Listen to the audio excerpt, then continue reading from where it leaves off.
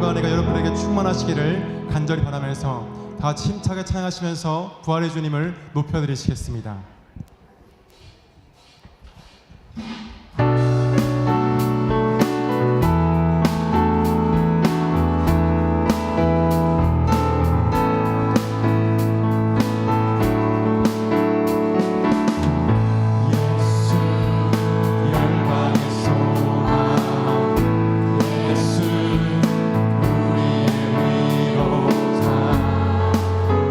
주님 온 땅에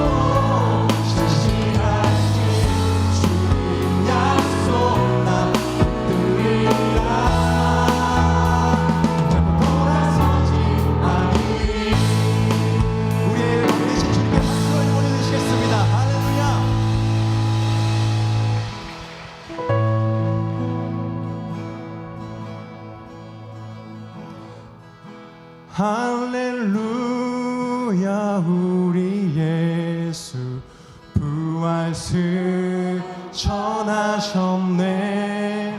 세상 사람 찬양하니 천사와 답하도다. 구주 예수 부활하사 사망 권세 이겼네.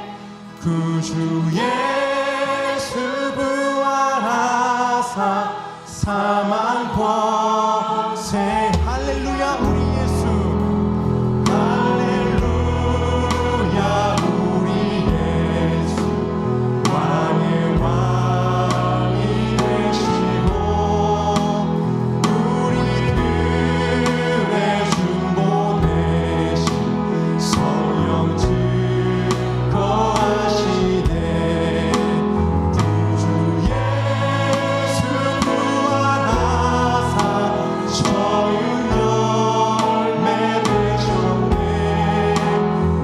구주 예수 부활하사 처음 열매. 할렐루야 우리 예수 할렐루야 우리 예수 은과 피가 없도다. 무덤 속에 있는 죄 주가 일으키시네. 구주 예수 부활하사 영광 주로 오시네. 구주 예수 부활하사 영광 주. 다시 한번 찬양합니다. 할렐루야 우리 예수 할렐루야 우리 예수 부활승 전하셨네. 세상 사람 찬양하니 천사와 합한. 구주 예수 부활하사 예수 부활하사 사망 권세 이겼네. 구주 예수 부활하사 사망 권세. 구주 예수 부활하사 구주 예수 부활하사 사망 권세 이겼네. 구주 예수 부활하사 사망 권세 이겼네. 사랑하는 대신 주님께 박수로 영광 올려주시겠습니다. 할렐루야. 모두 자리에서 일어나시겠습니다. 사도신경으로 우리의 신앙을 고백합니다. 나는 전능하신 아버지 하나님 천지의 창조주를 믿습니다. 나는 그의 유일하신 아들 우리 주 예수 그리스도를 믿습니다. 그는 성령으로 잉태되어 동정녀 마리아에게서 나시고 본디오 빌라도에게 고난을 받아 십자가에 못 박혀 죽으시고 장사된 지 사흘 만에 죽은 자 가운데서 다시 살아나셨으며 하늘에 오르시어 전능하신 아버지 하나님 우편에 앉아 계시다가 거기로부터 살아있는 자와 죽은 자를 심판하러 오십니다. 나는 성령을 믿으며 거룩한 공교회와 성도의 교제와 죄를 용서받는 것과 몸의 부활과 영생을 믿습니다. 아멘. 이 시간 다 함께 조용한 기도로 주님 앞에 회개하며 나아가겠습니다. 지난 한 주간의 삶을 돌아보시면서 십자가로 더 가까이 나갔던 우리의 모습, 오늘 부활의 영광의 아침에 하나님의 앞에 기도하며 나아가도록 하겠습니다.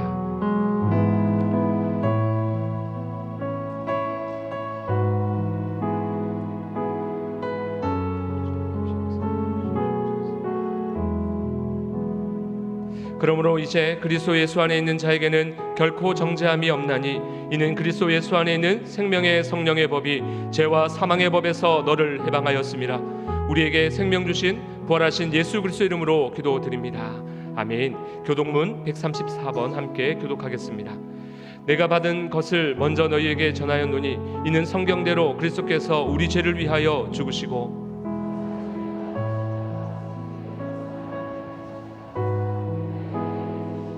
후에 12 제자에게와 그 후에 500여 형제에게 일시에 보이셨나니 그 중에 지금까지 대다수는 살아있고 어떤 사람은 잠들었으며 그 후에 야고보에게 보이셨으며 그 후에 모든 사도에게와 맨 나중에 만삭되지 못하여 난 자 같은 내게도 보이셨느니라.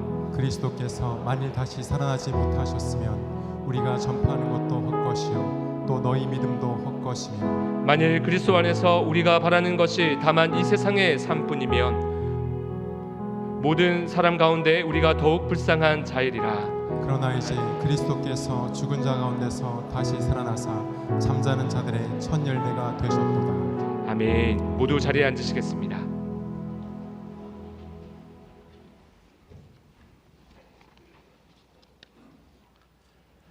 사탄의 권세를 멸하시고 부활하신 주님을 찬양하며 이 놀라운 일을 이루신 하나님 아버지께 영광과 찬송을 올려드립니다. 우리를 구원하기 위하여 독생자 예수 그리스도를 이 땅에 보내시어 십자가와 보혈의 피로 우리의 죄를 제속하여 씻어주시고 죽음에서 부활하게 하신 하나님, 부활주일 아침 예수님께 무릎 꿇고 기도드리오니 우리 예배를 받아 주시옵소서. 이 시간 매일의 삶 가운데 육신의 생각에 따라 행한 모든 죄를 두렵고 떨리는 마음으로 회개하오니 용서하여 주시고 제가 저희를 다스리지 못하도록 성령께서 새롭게 하옵소서. 죄로 인하여 멸망하는 자가 아니라 죄를 돌이켜 자기를 부인하며 십자가를 매일 지고 못 박으며 결단하는 우리들이 되게 하옵소서. 이 시간 드리는 예배가 하나님을 영화롭게 하는 신령과 진정한 예배가 되게 하시고 오늘 부활 주일에 여러 가지 사정으로 지금까지 예배에 참석하지 못한 성도들을 다시 그 자리로 모시는 정교인 출석 주일로 예배드립니다. 부활하신 주님을 믿음으로 만나는 복된 시간 되게 하여 주옵소서. 자비로우신 주님, 우리 교회가 주님의 권능을 온 세상에 전가할 수 있게 하시며 교회에 세우신 각 기관과 모든 직분을 맡은 자들에게 구할 것은 오직 충성밖에 없음을 기억하게 하셔서 섬김의 사명을 잘 감당하게 하옵소서. 오늘도 세계 여러 곳에서 주님의 복음을 전하시는 선교사님들과 미자립교회 목회자들에게 성령의 은혜와 진리가 충만하게 하시고 가정과 삶 속에 주님의 평강이 넘치게 하옵소서. 말씀을 전하시는 담임 목사님에게 육체의 강건함과 성령 충만을 허락하시어 오직 진리의 말씀만을 전가할 수 있도록 인도하시며 말씀을 듣는 우리 마음속에도 성령님이 찾아오시어 선포하시는 귀한 말씀을 들을 수 있는 귀와 실천할 수 있는 믿음을 허락하여 주실 줄 믿습니다.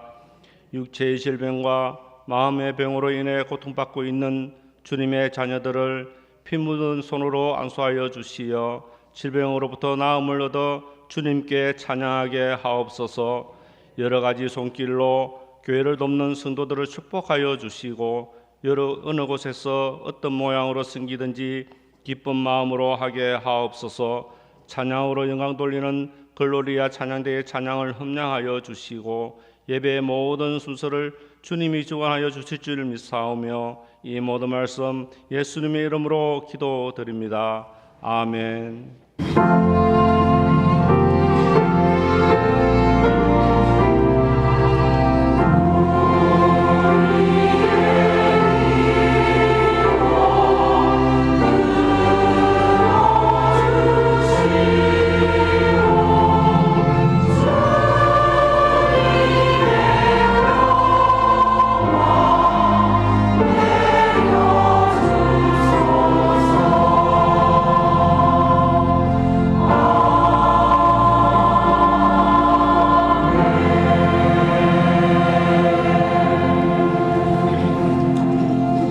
시상하겠습니다. 1,000번째 예물을 3번 드리셔서 3,000번째를 완료하신 권사님께 시상합니다. 3,000번째 기념패 박영애 권사, 권사님의 3,000번째는 하나님을 사랑하는 신실한 믿음과 성령의 감동으로 이루어진 기도이기에 주님의 이름으로 축복하며 이 패를 드립니다. 2023년 4월 9일 김해제일교회 담임 목사 김신일. 다 같이 큰 박수로 축복해 주시기 바랍니다.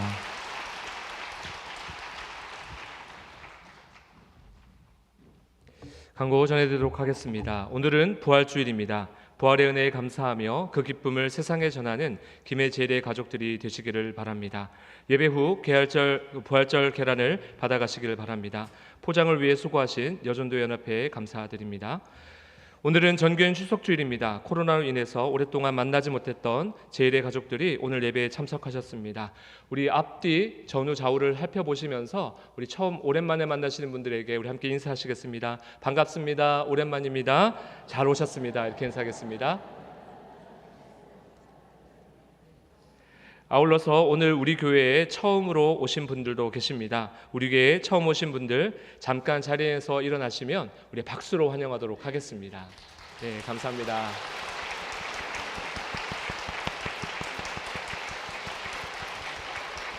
네, 감사합니다. 네, 자리에 앉아주시길 바랍니다.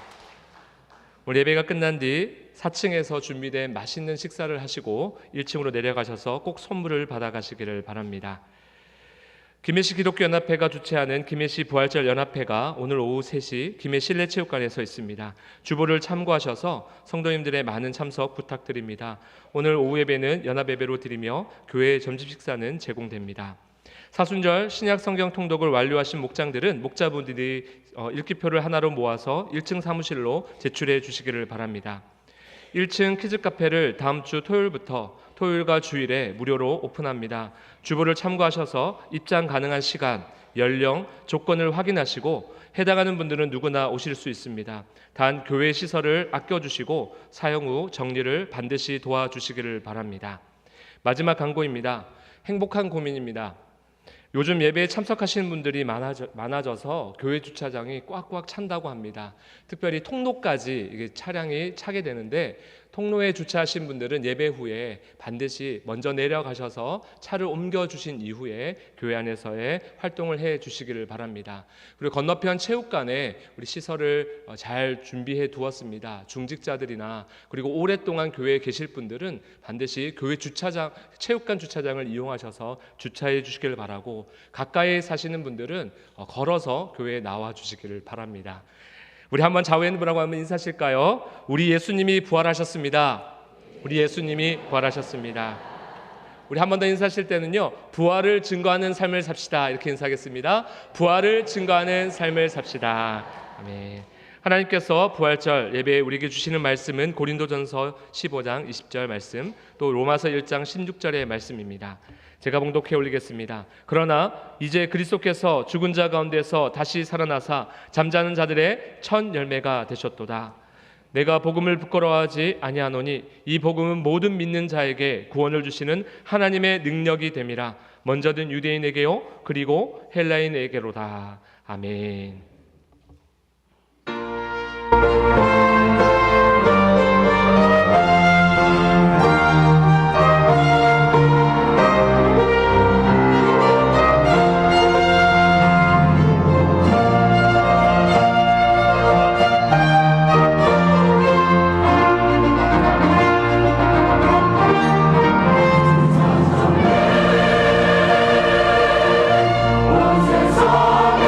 세상에서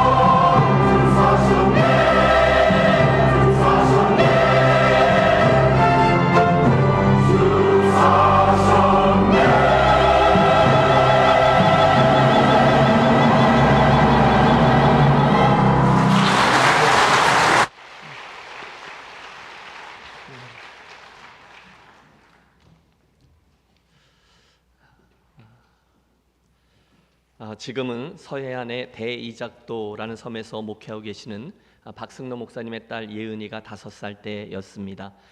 부활주일 아침이었는데 꼬마 아가씨가 엄마에게 이렇게 말합니다. 엄마, 오늘은 교회 안 가도 돼. 지난주일에 예수님 돌아가셨어.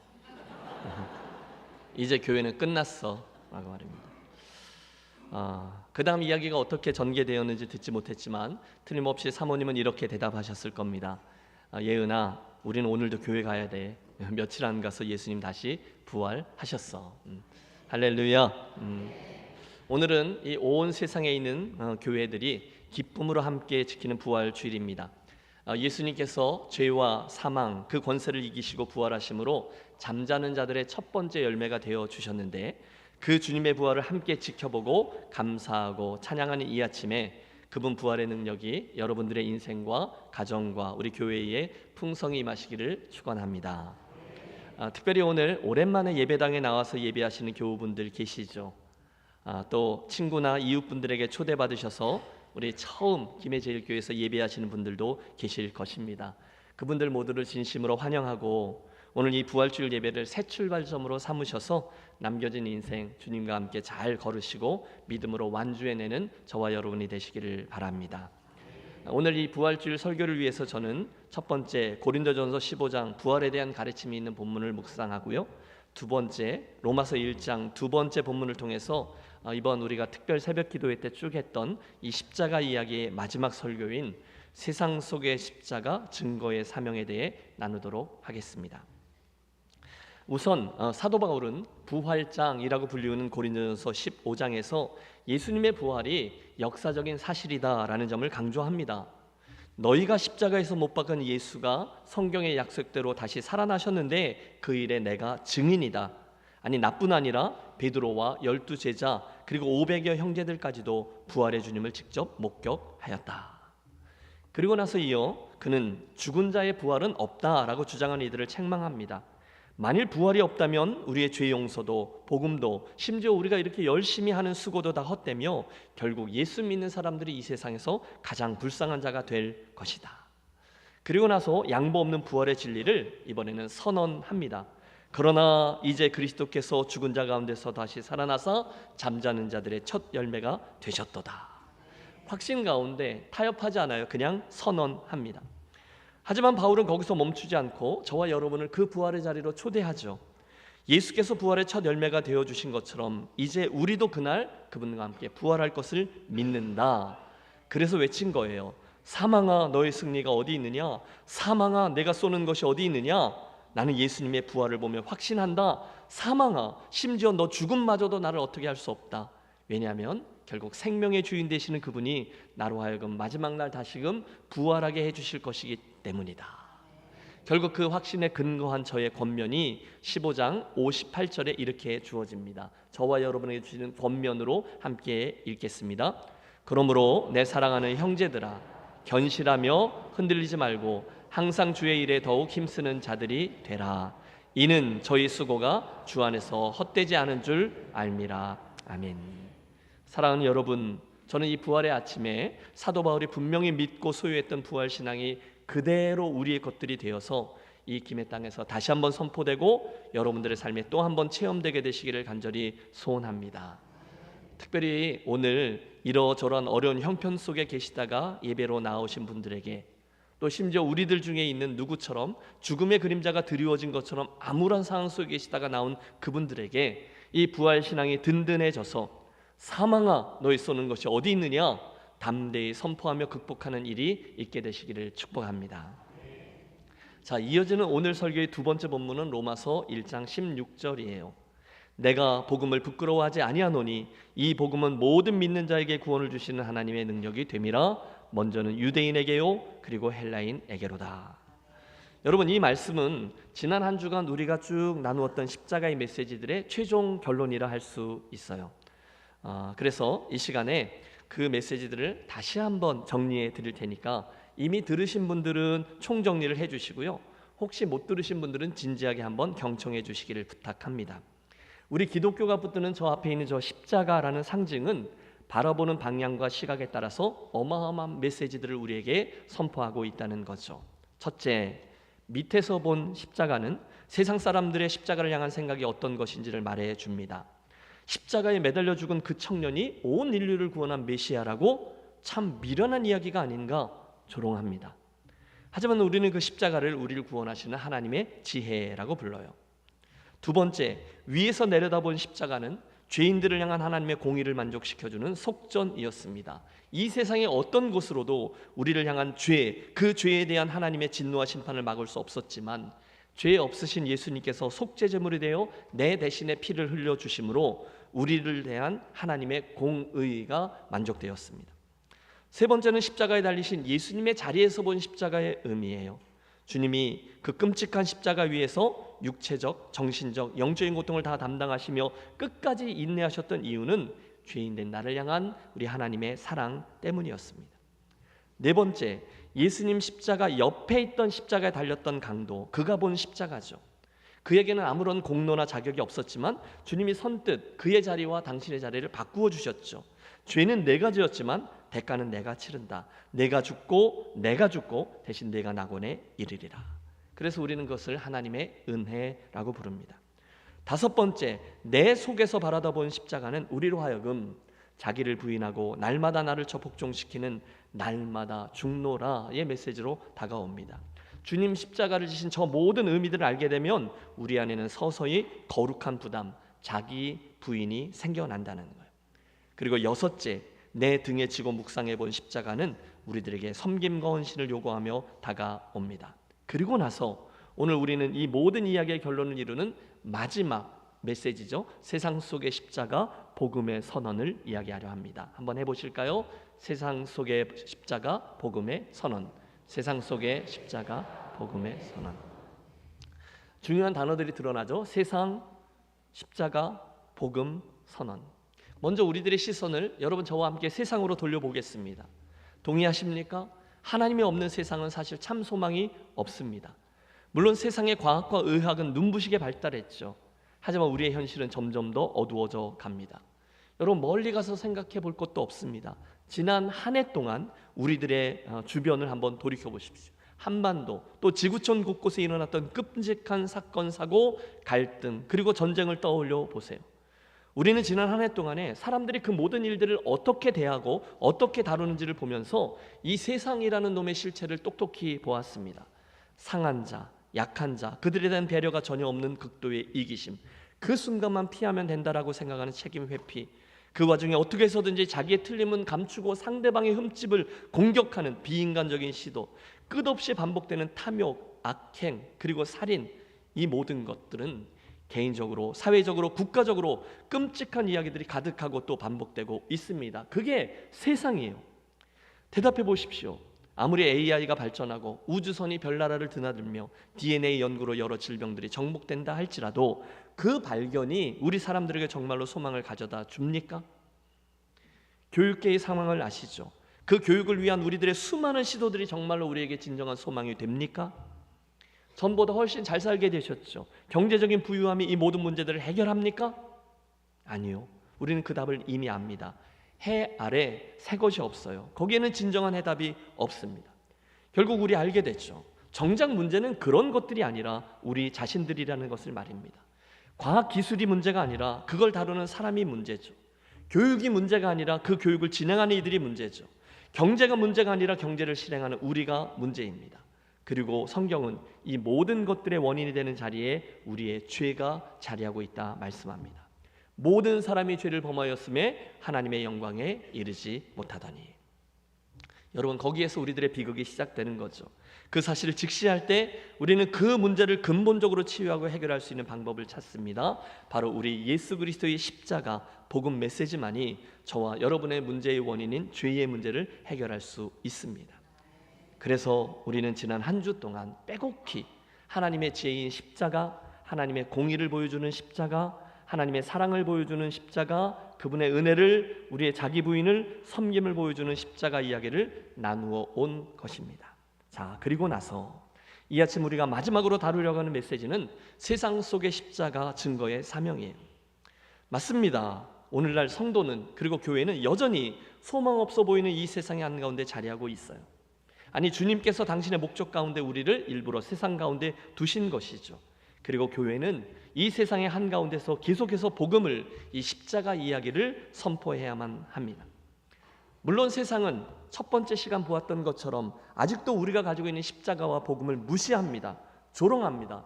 독선이다. 그런 미련한 얘기다. 아니 복음만 가지고 되냐? 아직도 그 십자가 얘기를 하냐? 그런데 여러분 그게 원래 그런 거라고 말씀드렸죠. 세상은 늘 그랬어요. 1세기에도 그리고 21세기인 지금도 절대로 십자가에 대해서 호의적이지 않아요. 그러나 아무리 세상이 우리에게 뭐라 해도 우리는 이 세상을 바꿀 수 있는 것은 오직 십자가요 복음뿐이라는 사실을 믿고 계속해서 그 이야기를 선포합니다. 내가 복음을 부끄러워하지 아니하노니 이 복음은 모든 믿는 자에게 구원을 주시는 하나님의 능력이 됨이라. 여러분 우리가 어떤 존재입니까? 그 복음을 믿는 존재예요. 자, 문제는 오늘날 아멘 하는 우리 성도들 가운데서도 이 십자가의 복음을 자꾸만 부끄러워하는 이들이 생긴다는 거예요. 그게 가장 중요하고 그게 가장 중요한 능력인데 자꾸 뒤로 감추려고 해요. 대신에 세상 사람들이 좋아할 만한 것들을 이야기하려 들죠. 접근법이 틀렸어요. 틀림없이 예수님의 십자가 복음만이 우리의 생명이고 매력이고 능력인데 그걸 마치 별것 아닌 것처럼 여기며 때로는 부끄럽게 여기며 사람들이 좋아할 만한 것들을 반복하여 이야기하는 것에 오늘 우리들의 문제가 자리한다는 거죠. 마치 구약시대의 형 에서가 그의 장자권을 별것 아닌 것으로 치부하여 결국 팥죽 한 그릇에 하나님의 언약과 축복의 상징인 장자권을 팔아버린 것처럼 우리 혹시 덜 중요한 것들 때문에 가장 중요한 이 십자가의 복음을 경시하는 우를 범치 않으시기를 바랍니다. 대신에 이 십자가의 도가 가장 중요한 것임을 기억하시고 동시에 세상 사람들에게도 이 십자가의 이야기가 가장 중요하다는 사실을 기억하여 오늘도 교회는 세상을 향해 잃어버려진 영혼을 향해 계속해서 이 복음을 이야기합니다. 세상 속의 십자가 증거의 사명이에요. 사실 여러분 오늘날 사람들이 예수님을 아는 것 같고 교회를 다 아는 듯 그렇게 보이지만 실상은 그렇지 않죠. 여러분 오늘날도 저 밖에 세상에는 일평생 단 한 번도 교회를 가보지 않은 분들이 허다합니다. 일평생 단 한 번도 우리가 이야기하는 이 십자가의 복음을 들어보지 못한 이들이 많아요.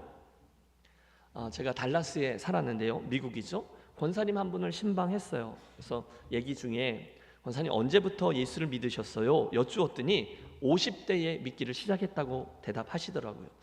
그래서 아니 학교도 미션 스쿨 나오고 그러셨는데 젊을 때부터 좀 믿지 그러셨냐고 다시 여쭈었더니 그분이 이렇게 대답했어요. 그러게요 목사님. 그런데 제가 어릴 적부터 그 나이에 이를 때까지 그 누구도 저에게 교회를 가자라고 말을 한 사람이 없었어요. 여러분 그러다가 그분이 50대가 되었는데 비로소 누군가가 교회 갈래? 하길래 그때 아니면 못 갈 것 같대요. 그래서 그리고 그때부터 예수를 믿기 시작했다는 거죠. 사랑하는 여러분 현실을 지켜보세요. 오늘도 세상에는요 단 한 번도 예수님 이야기를 들어보지 못한 분들이 많이 계십니다. 동상동 이 사거리에 우리 교회가 서 있지만 단 한 번도 예배당 안에 들어보지 못한 채 그 인생을 마감하시는 분들이 많이 있어요. 혹시나 살다가 어찌어찌 예수님 이야기를 들어본 분들이 계실 수 있겠죠. 하지만 이 십자가 이야기, 온전한 복음을 처음부터 끝까지 다 들어본 사람은 많지 않아요. 더 비극적인 것은 자기가 그 복음을 들어야 된다는 사실조차 모르고 있는 거죠. 내가 하나님으로부터 잃어져 버려져 있는데 그 사실, 내가 그래서 다시금 되찾아야 되고 구원받아야 되는 존재라는 사실을 몰라요. 그런데 별로 듣고 싶어 하지도 않아요. 그런데 그런 우리들에게 그들을 향해 주님께서 이렇게 말씀하라는 거예요. 가서 그 십자가 이야기를 그들에게 전해주어라. 세상 속의 십자가 증거의 사명입니다. 함께 기억하겠습니다. 2000년 전 그 부활의 아침에 죄와 사망의 권세를 이기고 다시 사신 예수께서 나 부활했으니 이제 됐지? 앞으로는 나를 잘 믿고 살아라 라고 하지 않으셨습니다. 대신에 부활하신 주님은 이제 가서 모든 사람에게 이 복음을 전하라 라고 말씀하셨어요.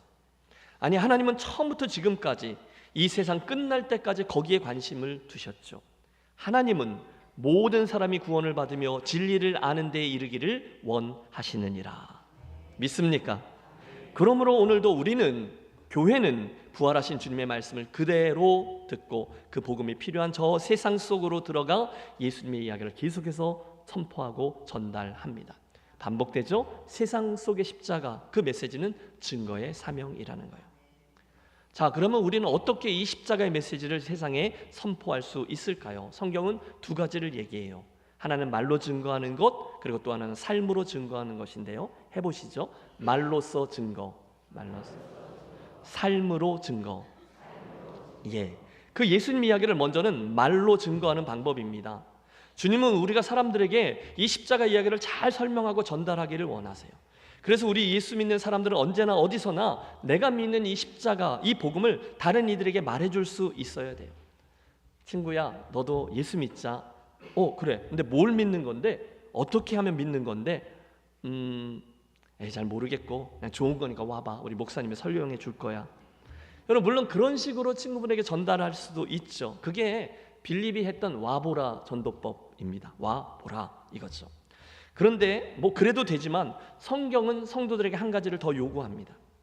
너희 마음에 그리스도를 주로 삼아 거룩하게 하고 너희 속에 있는 소망에 관한 이유를 묻는 자들에게는 대답할 것을 항상 준비하되 온유와 두려움으로 하고. 여러분, 무슨 얘기입니까? 내가 믿는 예수님, 그 십자가의 복음을 언제든지 그에게 이야기해 줄 수 있도록 준비하라는 거예요. 너희 속에 있는 소망의 이유를 묻는 자들에게 대답할 것을 항상 준비하되. 맞습니다. 성도는 그래서 하나님의 큰 이야기, 창조, 타락, 예수님, 십자가 죽음, 부활, 재림이라는 이 큰 줄거리를 이야기할 수 있어요. 또 특별히 십자가가 무엇을 말씀하고 있으며 그 메시지가 우리 안에 어떻게 역사하는지를 이해하고 설명하실 수 있어야 한다는 거예요. 그런 이유로 혹시 여러분 시간을 내셔서 다시 한번 지난주에 특별 새벽 기도의 말씀을 들어봐 주시기를 바라요. 아, 이게 십자가의 복음이구나 이해하시고 정리하셨다가 기회가 있을 때 여러분이 아는 십자가, 여러분이 아는 예수님 이야기를 전달하는 거죠. 그런데 문제가 하나 있습니다. 그건 어디 가서 그거 해야 합니다, 전도 이야기하고 선교 이야기를 하려고 하면 많은 분들이 이렇게 반응하곤 하신다는 거죠. 에이, 목사님, 저 같은 사람이 무슨 전도를 하겠습니까? 그건 특별한 부르심과 은사가 있는 분들이 하는 거죠. 아니요, 여러분, 그 사명은 예수를 믿는 모든 이들에게 주신 사명이에요. 그리고 그건 특별한 일이 아니에요. 여러분, 제가 인천 사람인데 김해에 와서 석 달 됐어요. 지난 석 달 동안에 가장 많이 먹은 음식이 뭔지 아세요? 돼지국밥입니다. 돼지국밥. 너무 좋아요. 와, 여러분, 지난 주간만 해도 제가 돼지국밥을 3번이나 먹었답니다. 제가 저 위쪽 사람이라 여러분들이 좋아하시는 거잖아요. 아직까지 그런 걸 모르고 살았다는 게 너무 후회돼요.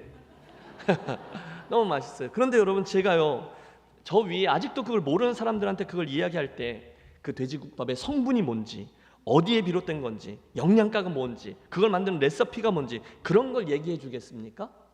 아니죠. 저는 그 얘기할 때 그게 얼마나 맛있는지, 뭘로 만들었는지, 어디 가면 먹을 수 있는지 그걸 이야기합니다. 똑같아요.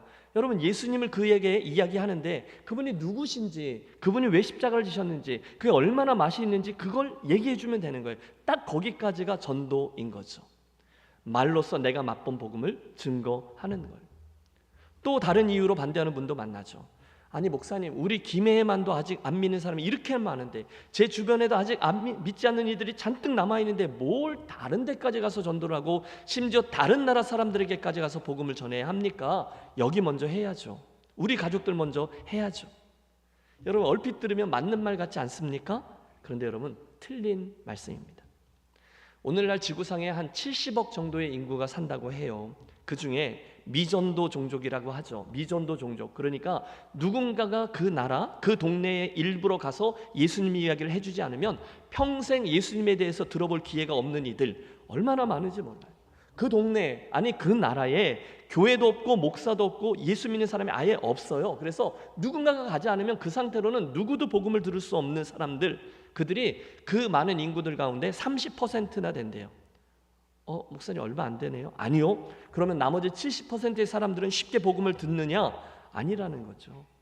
여러분, 김해 땅을 생각해 보세요. 여기에도 하나님을 믿지 않는 사람들, 다른 신을 믿는 사람들, 그리고 문화적으로만 교회를 아는 분들이 거의 대부분이에요. 여기 김해에 살아도 누군가가 예수님 얘기 해주지 않으면 들을 수 없어요. 그래서요, 여러분, 선교학자들은 엄밀히 말해서 전 세계 인구들 가운데 거듭난 그리스도인, 저와 여러분처럼 저는 예수님 믿습니다, 구원받았습니다 라고 말하는 사람들은 세계 인구의 11%밖에 되지 않아요. 그러므로 여러분, 놀라운 일입니다. 오늘날 전 세계 인구들 가운데 10명 중에 단 1명이 예수를 믿는 구원받은 그리스도인인 거죠. 여러분이 세상에 있는 사람들, 그 많은 사람들 가운데 10명 중에 1명 예수 믿는 사람이라는 거예요. 그런데 이걸 생각해 보세요. 어떤 사람은 그의 평생에 복음을 들을 기회가 전혀 없는 지역에서 태어났다가 죽는데, 나는 복음을 들을 수 있는 한국에서 태어났고 인생의 한순간 예수를 믿게 됐고 구원을 받았고 이 부활주일의 예배의 자리에 함께 서 있어요. 여러분, 이게 얼마나 놀라운 축복인지를 분명히 알고 감사하시기를 바랍니다. 그 다음 질문도 있습니다. 그때 여러분이 뭘 특별한 걸 하셨기 때문에 그런 놀라운 축복을 받게 된 것입니까? 저와 여러분이 저쪽에 태어나서 한 번도 복음을 들을 수 있는 가능성이 없는 곳에 태어났다 죽는 사람들보다 어떤 훌륭한 삶을 사셨기에 이런 놀라운 구원의 은혜를 입은 것입니까? 우리는 정답을 알아요. 너희가 그 은혜를 인하여 믿음으로 말미암아 구원을 얻었나니 이것이 너희에게서 난 것이 아니요 하나님의 선물이라. 행위에서 난 것이 아니니 이는 누구든지 자랑치 못하게 하려 함이라. 여러분, 선물이라는 거예요. 그분의 호의라는 거예요. 설명이 되지 않아요. 그저 감사할 일이에요. 그저 찬양할 일이에요. 우리가 먼저 예수 믿고 구원받은 일 말입니다. 와, 도대체 그런 놀라운 일이 언제 어디서 어떻게 시작된 것일까요? 저와 함께 잠깐 19세기의 조선 땅으로 가 보시죠. 혹시 여러분 역사 속에서 대동강변에서 일어났던 제너럴 휴먼 호 사건에 대해서 한 번은 들어보셨을 거예요. 조선 최초의 순교자인 토마스 선교사가 타고 왔다가 조선 수군에 의해서 불타버린 배가 하필 미국 배였습니다. 결국 미국은 이것을 빌미로 하여 진상조사를 위해서 군함을 보냈고요. 그 억지죠. 힘에 의해서 조미수호 통상조약을 체결합니다. 그리고 그걸 근거로 미국은 조선 땅에 공사를 보냈고 조선도 그 다음에 1883년 미국으로 지금 보시는 이 견미사절단을 보냅니다. 견미사절단, 우리에게 친숙한 이름인 민영익을 단장으로 한 이 사절단은 말 그대로 견미니까 미국을 보러 간 거예요. 처음으로 약 한 달 반의 항해를 거쳐 태평양을 건너 9월 2일에 미국 서부의 샌프란시스코 항에 도착했고, 또 거기서부터 미국이 얼마나 큰데 대륙 횡단 열차를 타고 며칠을 달려서 시카고를 경유해서 백악관이 있는 동쪽 끝 워싱턴 DC에 도착했는데요. 그 당시 미국의 대통령인 아서가 휴가 중이어서 못 만난 거예요. 우리가 거기까지 갔는데. 그러자 다시금 그들이 기차를 바꿔 타고 대통령이 있는 북쪽으로 이동을 하는데 그 바로 위에 있는 벌티모어라는 곳에서 목회를 하고 있던 결정적인 한 인물이 그 기차에 타고 있었습니다. 가우처 목사님. 그분은요 당시 뛰어난 행정가요 교육가였는데, 생각해 보세요. 그분이 기차를 탔는데, 여러분 아까 그 사진 기억하시죠? 태어나서 처음 보는 사람들이 거기 있는 거예요. 키도 작고 까마잡잡한데 갓 쓰고 도포를 입은 사람들이 냄새나는 모습으로 거기 있는 거예요. 말을 걸어보니 조선이라는 나라에서 왔다는 거예요. 얼마나 신기했겠어요. 거기에 우리 하나님의 숨겨진 섭리가 있었죠. 대화를 하던 중에 가우처 목사님의 마음속에 하나님이 불을 붙이십니다. 그 만남 이후에 그분은 아시아의 어딘가에 있는 조선이란 나라에 아직 복음이 전달되지 않았다는 것과 어떤 선교사도 아직 가지 않았다는 것을 알게 되었고, 막 미국과 조약을 체결했기 때문에 나라의 문호가 얼마 전에 열렸다는 상황까지 알게 돼요. 그러자 바로 자기가 속한 감리교단 선교부로 그 조선 땅에 속히 선교사를 파송해야 한다라는 장문의 편지를 보냅니다. 이렇게 썼어요. 만일 은둔국인 조선에 선교 사업의 정책을 세울 수 있다면 조선에서의 선교는 영구히 확립될 것입니다. 거기에 자기의 사재까지 털어서 그 당시로는 엄청난 금액인 2,000불의 선교헌금과 함께요. 그런데 감리교 해외 선교부는 아직 아무도 보낸 곳이 아니니까 그 조선 땅에 선교사를 보내는 일은 시기상조다라는 판단과 함께 그 청을 거절해요. 그러면 이 목사님이 실망하실 만도 한데 포기하지 않고 친구인 일본에 가 있던 맥클레이 선교사님께 연락해서 그 옆에 있는 한반도 땅에 복음이 들어갈 수 있게 해서달라고 부탁합니다. 그럼 엄청난 열정 아니에요? 또다시 놀랍게도 그 일본에 있던 맥클레이 선교사님이 한국에 들렀다가 고종 황제를 만나 조선 땅에서 교육과 의료 사업을 시작하게 해달라는 허가를 받죠. 그리고 그 허가를 받았다고 그 선교의 가능성이 열렸다라는 메시지가 미국 감리교 선교부에 전해지고 이를 호소하는 그 메시지가 전국에 그 선교부 회지에 실려요. 그러자 갑자기 전국에서 선교 헌금들이 날라옵니다. 기록에 의하면 아까 그 가우처 목사님의 사재 2,000불이 이미 와 있었고, 오하이오주의 청년 실업가가 1,000불을 헌금했고, 캘리포니아에 있는 9살짜리 소녀가 $9를 헌금하는 등 한반도를 위한 선교 기금이 급격히 모이기 시작한 거죠. 여러분, 그 당시 미국에 있는 사람들 중에 누가 조선이란 나라, 험미트 킹덤이라고 은자의 나라, 숨겨진 나라라고 부르는 그 나라가 어디 있는지 아는 사람이 있었겠습니까? 아무도 몰랐을 거예요. 그런데 그 모든 헌신들이 미랄이 되어 결국 미국 감리교 선교부는 조선 땅의 첫 번째 선교사로 아펜젤러 부부를 파송해요. 여러분, 역사적인 날이에요. 그날이 1885년 4월 5일 부활주일이었어요. 부활주일 아침에 그들이 조선 땅을 위한 첫 번째 정식 선교사로 제물포 항구로 들어오죠. 그 발을 내디디며 그들이 이렇게 기도합니다. 우리는 부활절 아침에 이곳에 왔습니다. 그날 사망의 권세를 이기신 주께서 이 백성을 얽어맨 결박을 끊으사 하나님의 자녀로서 자유와 빛을 주시옵소서. 여러분, 그날 그 선교사님들의 기도를 하나님이 들으셨어요.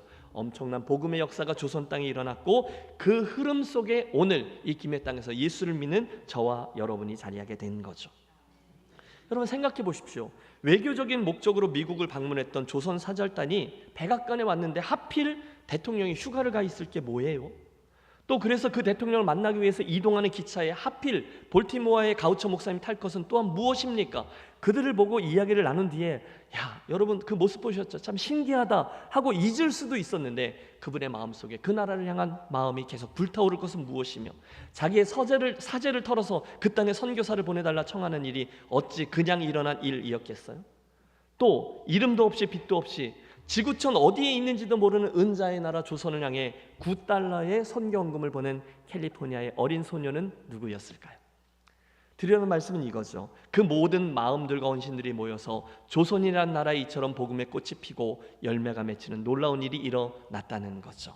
뭐죠? 세상 속의 십자가, 복음을 전하기 위해서 행하는 첫 번째 방법, 복음의 선언이라는 거죠. 그날 아펜젤러 선교사 부부가 조선 땅에 들어와 복음을 우리에게 전달해 주어야 했던 것처럼 누군가가 그곳에 가서 그 이웃에게로 가서 그 실족해 있는 형제에게로 가서 길 건너 동상시장 안으로 들어가서 직접 그 예수님 이야기를 전달해 주는 것, 그게 우리 교회에게 여전히 있는 사명이요 우리 성도들이 해야 될 하나님의 기대라는 거예요.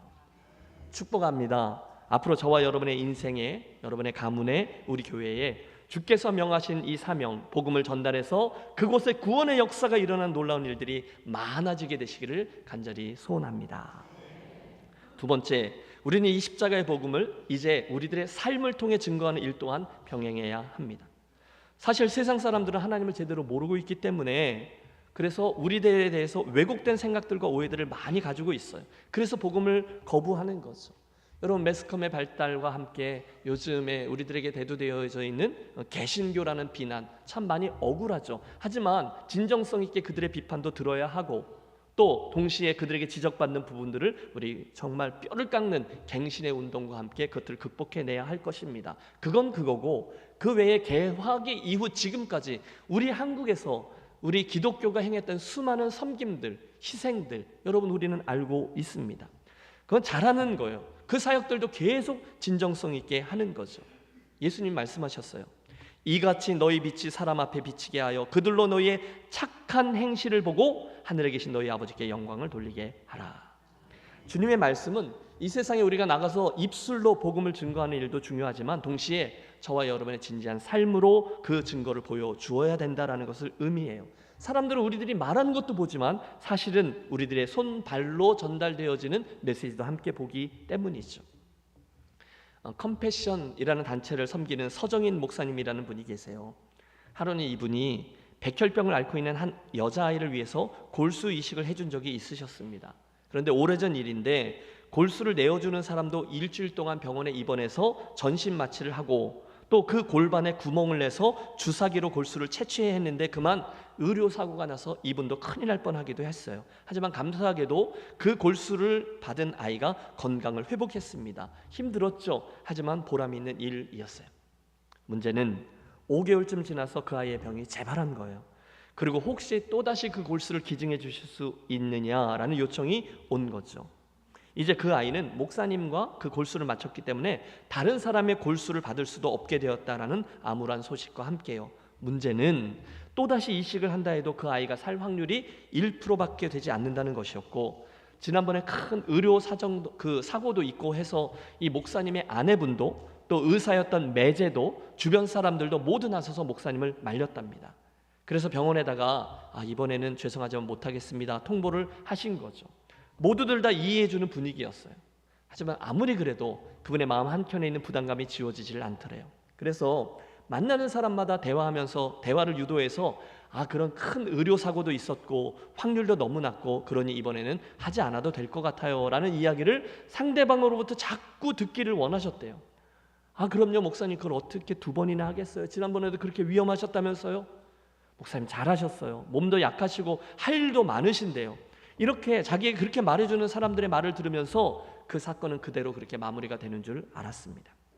그런데 그러던 중에 이분이 에콰도르로 비전 트립을 가게 되었는데 거기서 미국 워싱턴에서 오신 이 박 장로님이라는 분을 만나게 되었고 서로에게 있었던 그간의 이야기들을 하게 되셨대요. 똑같죠. 그분으로부터 이번에는 하지 않아도 된다라는 확신을 듣고 싶어서 그 이야기를 똑같이 하셨대요. 그런데 그 얘기를 다 듣고 그분이 이렇게 이야기를 하시더라는 거죠. 목사님 하시지요 라고 말입니다. 그러면서 그분의 이 말이 이어져요. 제 큰아이가 백혈병으로 오래전에 세상을 떠났어요. 지금 그 아이 부모의 심정은 말할 수 없이 힘들 겁니다. 그 아기가 살고 죽고를 떠나서 혹시나 이 일이 그 아이와 그 부모들에게 하나님의 사랑을 전하는 기회가 되지 않겠습니까? 그날 밤 호텔로 돌아온 목사님이 답답한 마음으로 하나님 앞에 엎드려 기도하는데 하나님이 그러시더라는 거죠. 만약에 그 여자아이가 내 친딸이었다면 너는 그 아이를 포기할 수 있겠니? 설사 1%의 가능성밖에 없다고 해도 말이야. 순간 망치로 머리를 얻어맞은 것 같으셨대요. 잠시 후에 하나님이 못을 박듯 한 번 더 마음속에 말씀하셨대요. 그 아이는 내 것이란다. 여러분 이제 와서 그 병원과 아이의 부모에게 생각이 바뀌었습니다라고 전화하기가 너무 민망했대요. 그 일을 하는 것이 정말 자원하는 마음도 아니었고 숭고한 동기도 없었다는 것을 솔직하게 밝혀야 한다는 생각에 대신 목사님이 편지를 써 내려갑니다. 그러자 눈물이 쏟아졌어요. 그 딸 아이의 생명을 놓고 부모가 얼마나 애간장이 녹았을지 고스란히 느껴졌기 때문이죠. 맨 위에 부끄러운 목사라고 편지 제목을 쓰고 그간의 당신 마음과 상황을 솔직하게 적었대요. 그리고 하나님의 마음에 항복했기 때문에 골수이식을 하겠습니다 라고 썼어요. 그리고 편지 말미에 이렇게 쓰셨대요. 우리 예수님께 매달립시다. 아이가 죽고 사는 것은 하나님이 정하셨다고 믿습니다. 우리 예수님을 붙잡읍시다. 한국에 와서 바로 병원에 가서 이식 준비를 하는데 아이의 어머니에게서 답장이 왔다는 거죠. 5장의 긴 편지, 장마다 눈물로 가득 차 있는 편지였습니다. 한 번도 아니고 2번이나 골수 이식을 해주셔서 감사합니다. 딸아이가 무균실에서 너무 고통스러워하고 있어 감사의 편지를 쓸 겨를도 없었습니다. 저도 목사님이 말씀하시는 예수님이 누구인지는 모르겠지만 매달리겠습니다. 기도하겠습니다. 여러분 이 이야기의 끝이 어떻게 되었는지 아세요? 이걸 해드려야 되나 말아야 되나 네, 여러 이야기들이 있지만 또 안 좋은 케이스도 있지만 지금 그 아이는 하나님의 뜻 안에서 나음을 입었고요. 지금까지 건강하게 잘 살아 있다는 거예요. 더 기쁜 소식은 온 가족이 신앙생활을 시작하게 됐고 그 아이의 아빠도 다른 아이를 위해서 골수를 이식해 주었다고 해요. 여러분 드리는 말씀의 포인트는 이거죠. 그분은 그 과정을 통해서 십자가의 복음, 예수님의 사랑을 자기의 삶으로 전달하는 일을 했다는 겁니다.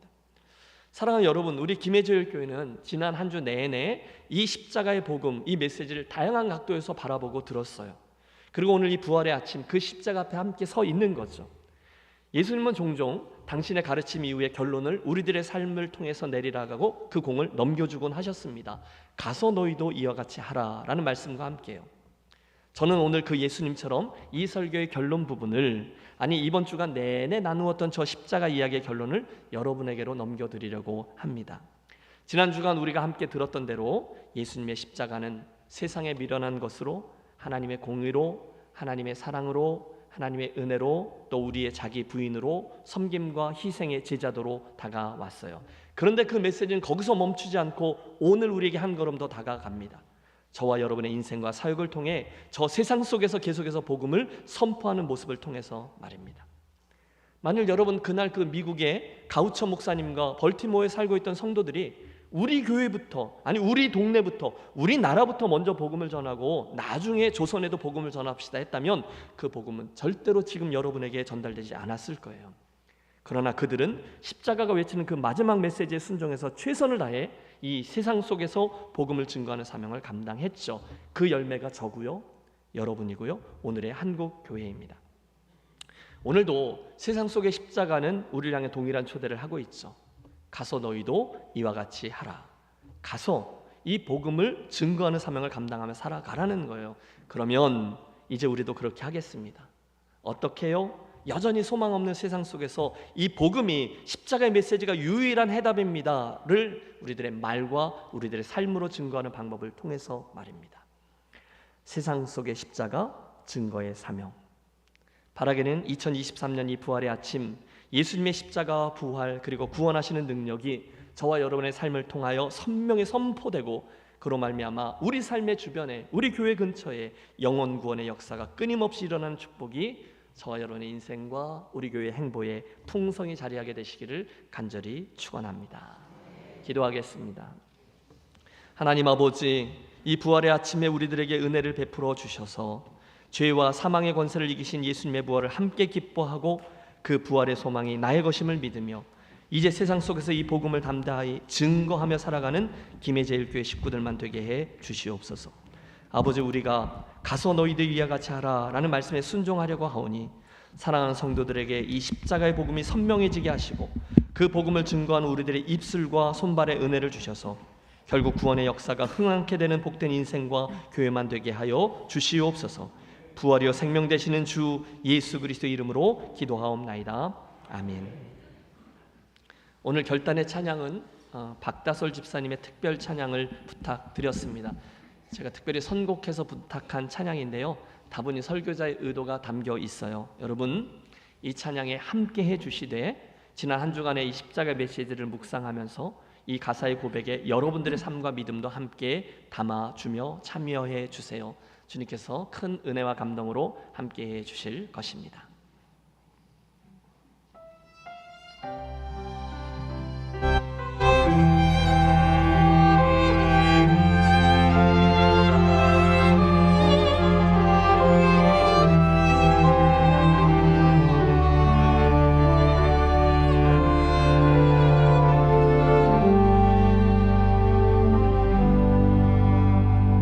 목적도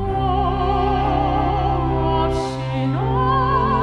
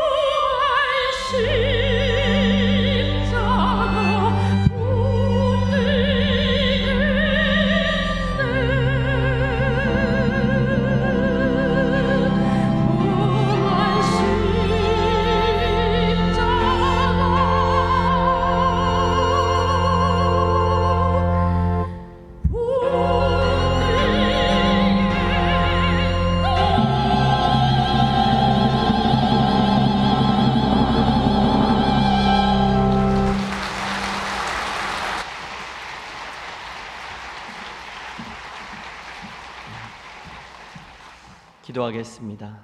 하나님 아버지, 놀라운 그 부활의 주님을 찬양하며 이 시간 귀한 예물을 주께로 올려드립니다. 사랑하는 성도들의 정성과 사랑을 받으시고 하늘문을 여시어 심령마다 하늘의 풍성한 은혜와 위로와 격려와 치유 그리고 회복과 새 힘을 허락해 주시옵소서. 바로 구원하오니 이번 한 주간 7번에 걸쳐서 나누고 선포한 십자가의 메시지들이 성도들의 심령과 교회 안에 분명히 자리하고 역사하여 우리 모두 감사와 감격과 자기 부인과 헌신 그리고 사명을 향해 새 출발하는 성도들과 교회되게 해 주시옵소서. 특별히 코로나와 여러 가지 그간의 사정들로 인해 오랜 시간 동안에 함께 예배하지 못하고 있다가 이 부활주일 기쁨으로 함께 예배한 성도들을 기억해 주시고 성령의 임재로 이 시간 저들 삶의 형편과 처지와 마음을 어루만져 주셔서 주님의 손길을 맛보고 그 마음이 주님의 마음과 잇대어져 은혜와 사랑으로 채워져 또 한 번 새 믿음의 길을 출발할 수 있는 기회로 삼아 주시옵소서. 오늘 처음 김해제일교회 예배에 참석한 분들에게도 특별한 은혜를 주셔서 하나님을 맛보는 예배, 귀한 우정과 사랑을 나눌 수 있는 친구들을 얻는 예배, 참 진리이신 예수님을 발견하고 만나게 되는 선한 기회로 삼아 주옵소서. 병원에 계신 교우들, 양로원에 계신 성도들 권념하시고 긍휼 베푸시며 이번 주간에 특별한 치료를 시도하는 여종에게도 병 낫기를 사모하며 주님의 옷깃을 만진 여인의 믿음 허락해 주시옵소서. 이제는 부활이요 생명이 되시는 우리 주 예수 그리스도의 크신 은혜와 세상 속의 십자가를 우리의 말과 선행으로 선포하고 증거하기를 기대하는 하늘아버지의 극진하신 사랑하심과 오늘도 우리를 당신 구원 역사의 동역자로 초대하시는 성령 하나님의 감동, 감화, 충만, 소생시키시는 역사가 2023년 부활의 아침 주님 부활의 산소망을 먼저 깨닫고 이제 그 메시지를 세상 속에 전달하기로 결단하며 성전문을 나서는 사랑하는 김해제일교회 가족들의 심령 위에 또 오랜만에 예배에 참석하신 교우들과 오늘 처음 함께 예배한 소중한 분들에게 이제로부터 영원토록 함께 하시기를 간절히 축원하옵나이다. 아멘.